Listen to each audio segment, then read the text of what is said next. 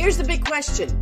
How is it that most entrepreneurs hustle and are always busy and struggle to take just one step forward only to fall two steps back? They're dedicated, determined, and driven, but only a few finally break through and win. This show uncovers those quantum leap patterns of highly successful people so you can simply model what they do and apply to your future success.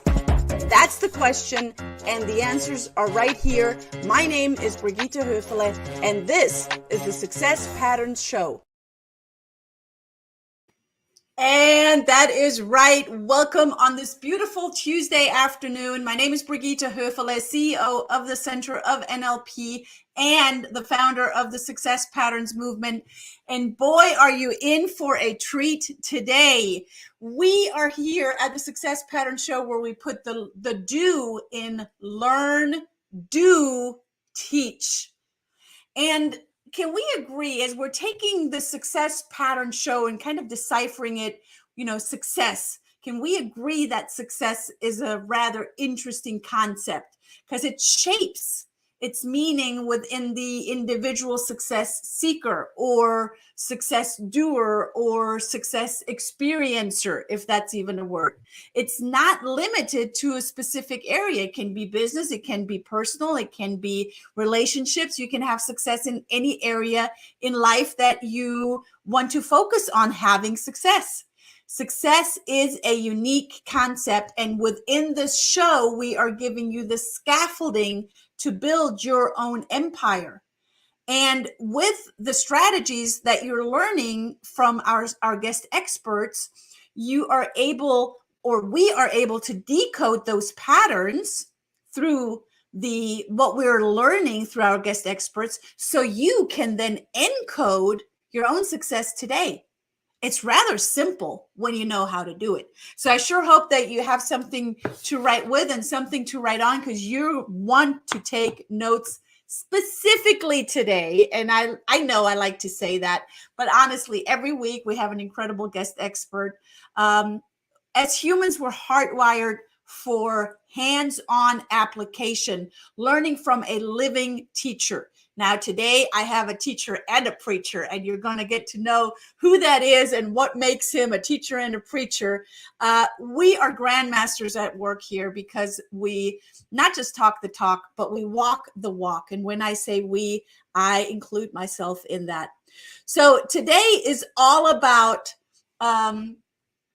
learning from a service-based entrepreneur and from an incredible expert when it comes to branding.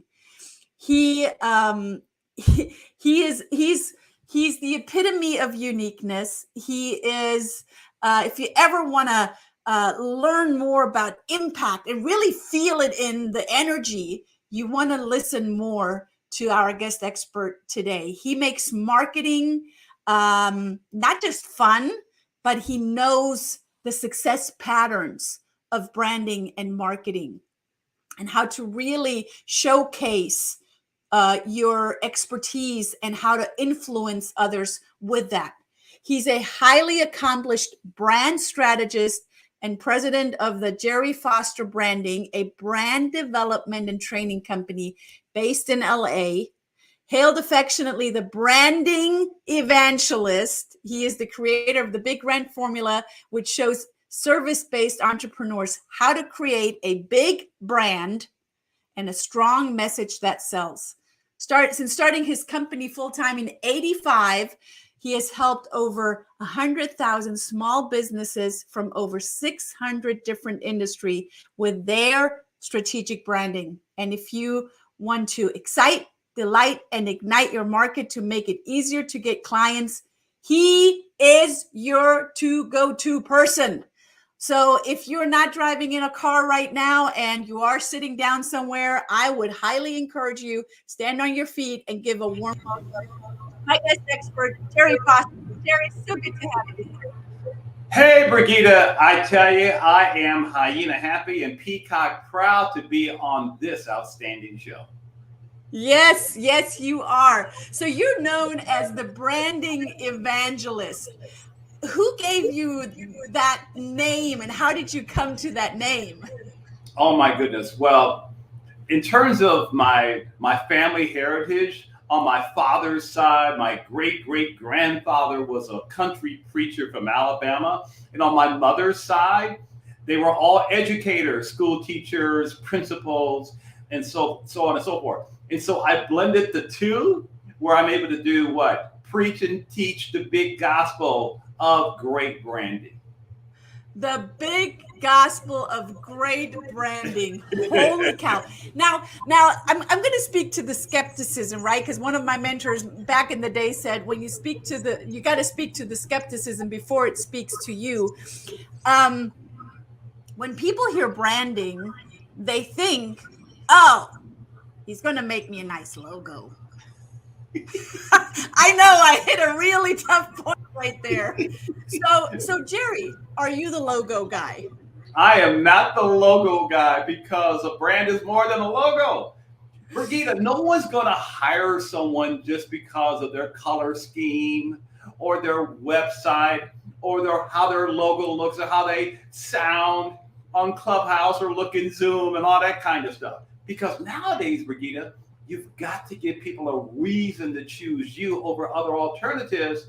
And that requires a whole lot more than simply showing up with a certain image. And so what I do is I show service-based entrepreneurs, folks that have skills, talents, abilities, any kind of expertise, how to stand out and not blend in so that they are looked upon as being the best choice as well as the only choice. And that's done strategically and not visually. Yes. So you have been in this profession for how long now, Gerry? Oh my God. I've 37 years. I started my brand development and training company full-time in 1985. Yes, I like to tell people Jesus was wearing sandals. Dinosaurs were roaming the earth. Okay. There was something called, hey, have you heard about the PC software? Oh my goodness. And before that, I majored in branding and marketing, primarily marketing with deep study in branding at USC, 2 degrees, bachelor's degree, MBA degrees of honors, blah, blah, blah, blah, blah. And then I worked for Procter & Gamble. They wrote the book on branding. They're the #1 branding company on the planet. And so I worked at P&G in the field of brand management, which is mainly about brand strategy to help grow some of their laundry brands. But here's the thing, Brigida. I've never done anything but branding my entire life. I've made branding my life's work. I live and breathe branding. I love all things about branding. And to your point, there are a lot of people out there who say they do branding, and then you find out they do logos and designs and pretty colors. And so in the branding universe that I orbit in, I'm regarded as a bona fide branding guy, the real deal. Now, when I think Gerry Foster, and Gerry and I go way back, we spoke on the same stages back in the days. It wasn't 85 though. You've created, as I said earlier, you created a formula, the big brand formula, the big brand assessment. Yes, the big brand formula. We showed you how to create a big brand and a strong message that sells, so you can excite, delight, and ignite your market and make it a lot easier to get clients. And the thing that's really cool about that is that it shows you how to do it organically by going very deep in terms of making sure that a service-based entrepreneurs, I don't care if you're offering businesses to companies or businesses to consumers, you've got to know there's a system. There's a way that you've got to show up in the world today so that people see you as, like I said, the best choice and the smart choice. And so what my formula does, it takes the best of what the big branding companies do, like Procter, combined with the best in entrepreneurial branding. And what I serve up is a step-by-step system, 3 steps, right? For the most part, some sub-steps involved so that people can truly put something out into the world that your target audience can fall in love with. Because the fact is, brands are a big deal, Brigida. Without the right branding blended with the right marketing, you're not going to be able to experience that ripple effect of saying the right things to the right people the right way so you can have what? A bigger splash of revenue. Mm-hmm. Yeah.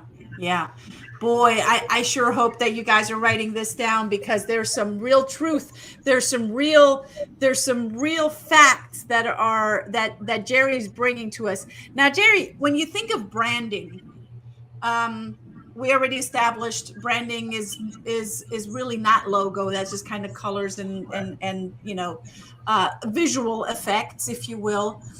But what makes it a big brand? What makes a brand stand out? Because It's it's really noisy out there. Can we agree on that?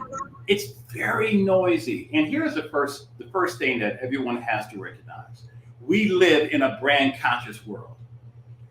Today, people prefer to do business with a brand as opposed to simply a service provider or a product. In fact, number two is that there are no business empires in America, for example, without the dazzling, bold, brilliant branding. Think McDonald's, Oprah, Apple, Disney, Hilton, Tony Robbins, Dr. Phil, Rachel Ray. My point is that the list goes on because all of these giant, beloved mega brands started off as a small business, created maybe by one person, two, maybe three, who decided that they wanted to put something out into the world that would make a difference because they see themselves as change makers. They see themselves as folks that really want to go out into the world and make the difference they want to make and make a contribution. And so when you're clear on who you are, so that you can help people, for example, achieve what they want to achieve and become who they want to become, then it's all about your brand. And so the next decision someone has to make is that they want to put out a brand so they don't risk being bland. Ooh, yes. Well, I don't think we get any kind of blandness here within this show with Gerry being on. Now, if we look at, some of you already mentioned some of the big brands and what they're known for, Yeah. and what they, I think, as I learned from you, there's so much that goes into a brand, a Yeah. promise, a Yes. feeling, an emotion. Ah, What else goes into that? oh my God. First off, while I do big branding work, I allow my clients and students to define whatever big means to them. Because for some people, big means about making more money, getting more clients, and on and on. But I have a lot of people where it's not so much about the money they want to make, it's more about impact, it's more about influence. And so when you're branding yourself around your identity, there's certain elements that have to be in place. The first one is, what is your brand purpose? Let people know the stand that you are to bring forth something for them that they never thought was possible, so that people are inspired by you. And you can appreciate this, Brigida, because of the work that you do. This is all about tapping into, why are you on this planet? What have you immersed your life into that you can speak about through this vessel that you've been given called your brand, so that people want to do business with you? And then next, you want to make sure you're putting something out into the world that is me only and not me too or me also. Oh my God, Brigida, you mentioned about the cluttered online marketplace. It's noisy, it's too many people. So if you think about it, how can you stand above? Well, the way that you can stand above is making sure that you're putting something out that allows you to do what? Stand out, get noticed, and be remembered, so you can then be rewarded for your individuality. And so there's a key Ooh. word right there, Brigida. What is going to be your individuality, your identity? Who are you? And so on and so forth. I mean, I can get more into the details, but I don't want to turn this into a workshop. I love it though, because from the purpose, so there's so much more, right? Because again, most people think it's a logo, but Yeah. if you really peel back the layers of the onion, the purpose, not the purpose for the brand, the purpose for what people are getting out of it, the identity of it, Yeah. right? We're literally, if we're looking at it from a neurological levels point of view, we're literally going through the neurological levels, from purpose into identity, into beliefs and values, into the capabilities, into the behavior, and then the environment. The environment is at the very last, but you started out with a purpose. Yes. Yes. And that purpose now requires someone to let's say transform their services or product. But let's just focus on services for a moment. You've got to transform that into a brand that stands for something that people care about. See, one of the problems with so many service-based entrepreneurs is that they're struggling to not just be another penguin in the flock. I mean, my goodness, they sound alike. So many are offering the same types of whatever services and skills that it's hard for their target audience to distinguish how they're different and better than other options. And so if the perception on the part of the buyer is that they see you as just another slice in the loaf, another carton of milk, another piece of furniture, right? I mean, you've got to do everything that you can to do what? Give yourself an edge. And so the kind of work that I do is about working with people who dare to be different, which means that you are now making the strategic decision to be different, create something different, and build something different so you can create a vibe through your brand. And a lot of the work that I do is helping people find that vibe so that they are dancing and connecting with their market. And right now, to be honest, there are a whole lot of people out there who do not know what their unique value is, and they're the ones that end up not only blended into the background. Their marketing's not working. They're not getting leads. They're not getting conversion. Their sales are stagnant. They got cash flow problems and on and on and on. And they think it's a marketing problem. No, it's probably more about your brand, because your brand is what's going to fuel your growth. How much do you help people get clear on who they are in their own identity? Because at the end of the day, we hear this many times over. It is not the product or the solution that you're providing. At the end of the day, people are buying you. Yeah, they really are. I mean, you are your own brand. I mean, in fact, when I first started out, it wasn't easy for me, but despite my pedigree, because I had not found a way to be unique. And when I realized that I had not found a way to be unique myself, I didn't make it easy for my market to discern what was different and special about me. And as a result of that, I made it so easy for prospects to pass me by or to get me to work for substandard fees. And so I had to make the decision that I was not going to allow someone to label me as being generic, to allow someone to commoditize my branding expertise. And so my advice for other entrepreneurs out there is to create success on your own terms, which means that you have to authentically get in touch with your greatness, affirm that greatness, step into it, and amplify your uniqueness so that you can have impact because of the influence of your expertise. Now, here's the deal. A lot of people don't know what that one thing is about them that truly makes them unique. Brigitte, I get people all the time, oh, Gerry, there's other people who do what I do. How do I differentiate myself? We've all got similar experience and trainings and on and on and on. And I say, well, wait a minute, unless you have a twin, there's only one you. And so you have to be able to get in touch with your own intrinsic value. And so going back to my story, when I got in touch with my uniqueness, it allowed me to find my spiritual calling, which was to preach and teach the gospel of big branding. And out of that, the Branding Evangelist got born because it allowed me to express my authentic self. And so therefore, the direction and the purpose of my life allowed my true self to show, which made my work and my life much more meaningful and joyful. But yes, I fully agree. And if you would not have the charisma and you would not be able to speak with such charisma, your whole brand would be out the window. Oh, absolutely. Oh, back in the day. Because it would be incongruent. Oh my God. I called myself back in the day a branding strategist because I thought that was the cool thing because that's my training, right? And then I started calling myself a branding coach and on and on and on. And all I was doing was allowing myself to, like I said, blend in and not stand out. And so here's the thing, unless you're distinct, you risk being extinct.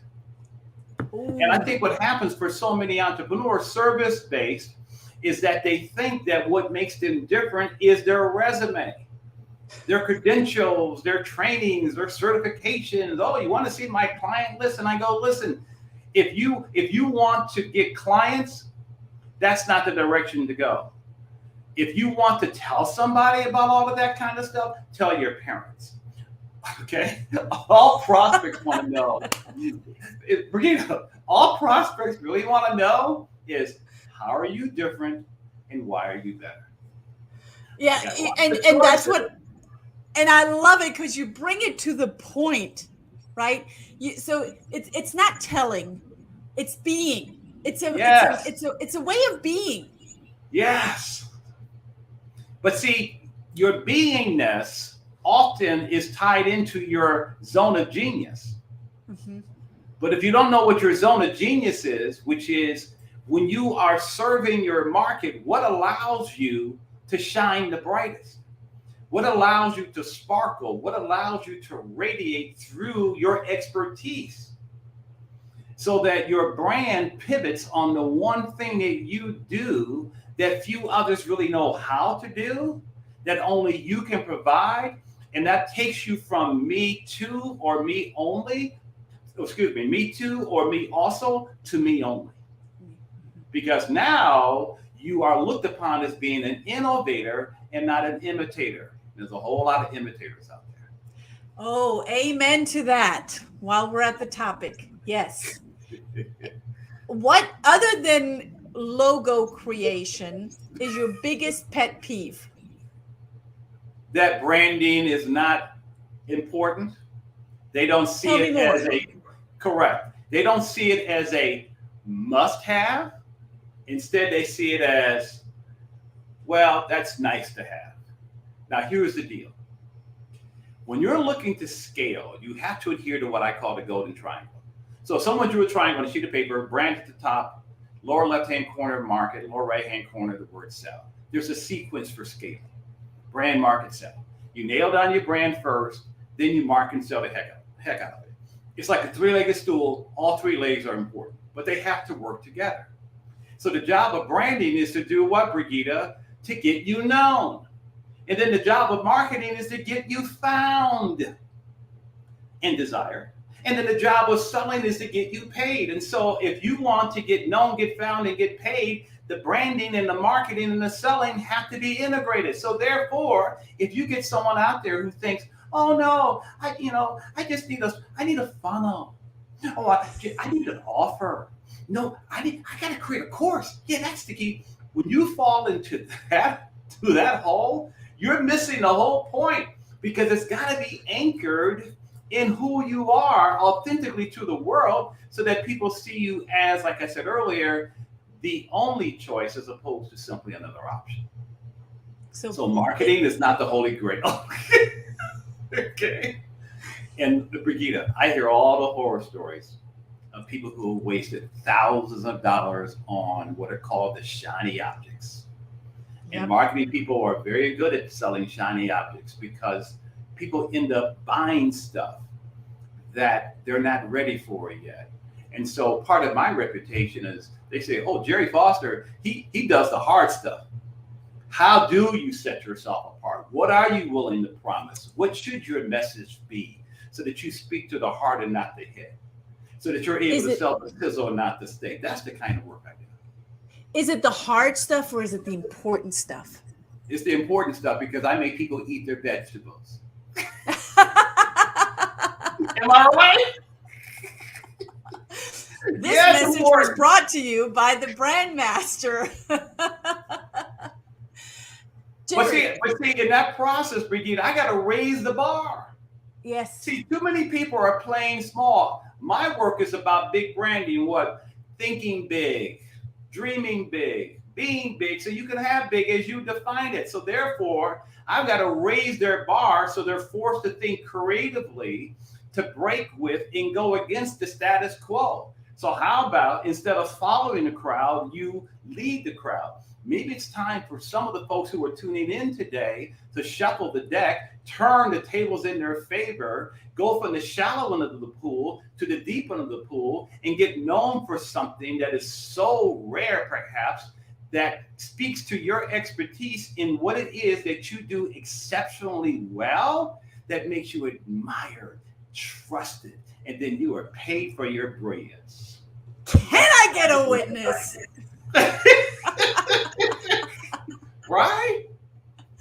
But Brigida, think about it. Brigida, see, oh my God, I'm getting excited here. Brigida, this is the thing. You have to achieve what's called brand preference, because people know brand A, brand B, right? And I love telling people I don't cook. And so I took cooking lessons during the pandemic, which was another conversation in itself. But I've mastered takeout and delivery. And so when I want to get stuff delivered, I usually use Grubhub. There's nothing wrong with DoorDash. There's nothing wrong with Uber Eats and the rest of the crowd, but I prefer DoorDash. Some people prefer Coke over Pepsi, vice versa. Some people prefer Uber over Lyft. Lyft, right? Okay, I had a bad experience with Lyft. I don't like them anymore. But anyway, my point is that I have to tell you about it one day. You have to achieve brand preference. So how do you do that? You put something out into the world that your audience wants so badly, they'll do almost anything to get it. And that's why we have brand preference. And then you don't sell anymore. Then you're already something that's at everyone's fingertips. Yeah, now you're me also, me too. And brands like, I'll tell you what, brands like Nike and Starbucks have shown us that the products they offer are less important than the brands they market and sell. Because when you're truly branding yourself as a service-based entrepreneur, then there's an experience that is attached to your work. And you have to define that experience, which is a part of your beingness. But instead, if you're thinking about, well, I need to do this, no, you need to figure out who you are and build your brand around your unique value, that people come to the conclusion that I'd be crazy not to work with you. And then it becomes a no-brainer. It becomes a no-brainer. I show people how to create mouth-watering brands. But you got to be willing to further up your game. Let go of thinking that it's just a logo, pretty colors and a website. That's just the tip of the iceberg. Oh, yes. Oh, yes. Gerry. Brigida, I tell people this. I said, let's take Coke and Pepsi. I doubt if the Coca-Cola people prefer Coke because it's in a red can, and the Pepsi people because it's in a blue can. It's what's inside the can that counts. So the question for everybody is, what's inside your can? Well, and speaking of especially with personal brand, I could do a whole thing on personal branding, but go ahead. Yeah. Oh my gosh. On the Coca-Cola side, I live in Atlanta. I've taken my girls to the Coke Museum, which we do not drink Coca-Cola. I do not appreciate the sugary drink, but what I do appreciate from an entrepreneurial and marketing point of view, I really appreciate their marketing efforts and what they are continuously doing to set themselves apart from everyone else. Absolutely. It's all about setting yourself apart by achieving what I call lucrative competitive separation, where you are distancing yourself in such a manner that there's nobody out there. You're swimming in what's called me only rarefied air, also called blue ocean market space, where you're known for putting something out that's looked upon as being fresh, unique, and original. That then allows you to do what? Craft a brand that leverages who you are. So in my case, going back to my story, once the Branding Evangelist got born, because you brought this, you mentioned this point, it allowed me to do what? Harness my upbeat personality, harness my inspirational message, harness my unique delivery of content-rich teachings so that people can be who they're supposed to be, born to be, and meant to be because of their brand. And you just said something very important. You're harnessing. You're not changing to something that everyone else is. Oh, as a branding strategist, you have to be professional and you have to dress a certain way and you have to behave a certain way and you have to wear your hair a certain way and you have to wear all of this stuff, right? Exactly. But that means that you would be swimming in a red ocean. Yes, exactly. So you got to nail down your own personal value and power. What makes you more interesting, engaging, and compelling? So to your point, if you focus on that kind of stuff, you're boring. Okay, you're plain vanilla. And we do not like boring. Oh, who wants boring? Who wants plain vanilla? Let's put some chocolate sauce on it, some whipped creams, some toppings. That's mouthwatering. And some sprinkles, please. And some sprinkles. Color. There you go. How can I forget the sprinkles? Right? I mean, the sprinkles add the color. Gerry, out of all of the 37 plus years, can't believe it's that long, what is a reoccurring strategy that keeps showing up in your success? For me, I focus on wanting to help people. I'm very blessed that in my 30 plus years of doing private coaching, group coaching, and the like, I have had the opportunity to work with the most wonderful people. And I do screen people, especially today, because I have a simple philosophy, which is I don't have time for grumpy people. And so there has to be that connection and that chemistry and that vibe that we were talking about. And I just love, people ask me, Gerry, how have you only done this all these years? And the main reason why is because of the people that I get to serve. Because as you know, Brigida, I have a servant's heart. You probably have heard me say that Dr. King once said, all of us cannot be famous, but all of us can be great because all of us can serve. All it takes is a soul full of love and a heart full of grace.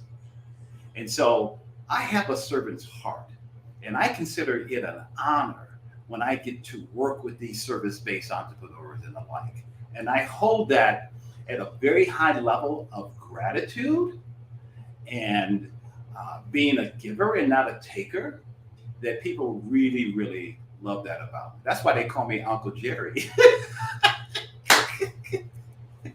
I'm like the wise old uncle.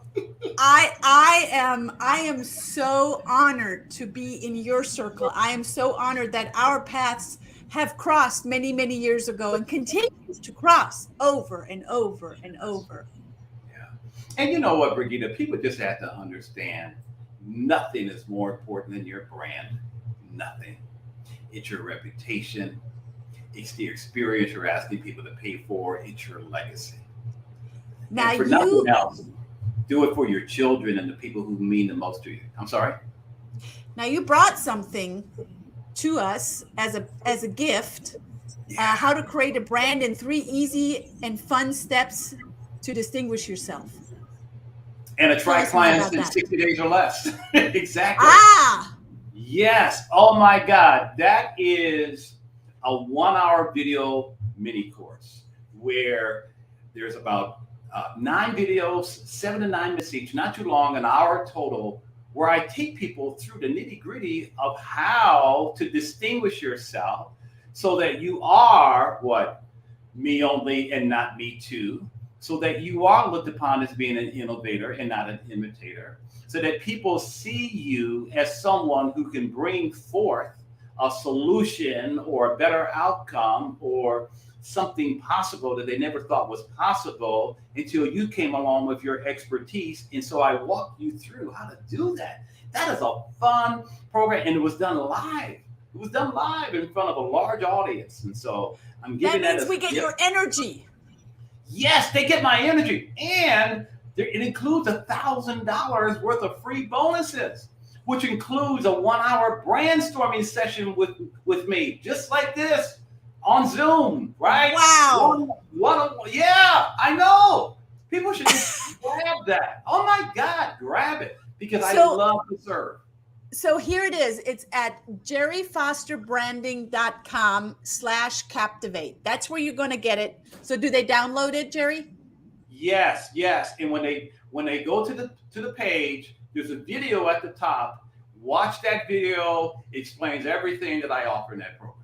Of course it does. So gerryfosterbranding.com/captivate. And that is Gerry with a G, gerryfosterbranding.com/captivate. Oh my gosh, Gerry, we could talk literally for hours. It's easy, it's fun, it's entertaining, and I always learn. And your attitude and your mindset and your energy is just absolutely beautiful. And it's contagious, and it's definitely worth catching. I want to invite everyone to get in touch with you. Gerry, how do people get in touch with you? Well, there's a couple of ways. One, of course, is to go to my website, gerryfosterbranding.com. That's one way. And I'll put out my cell. I don't mind people texting me. I'm a texter. May I put it out? My cell phone? Yes, please.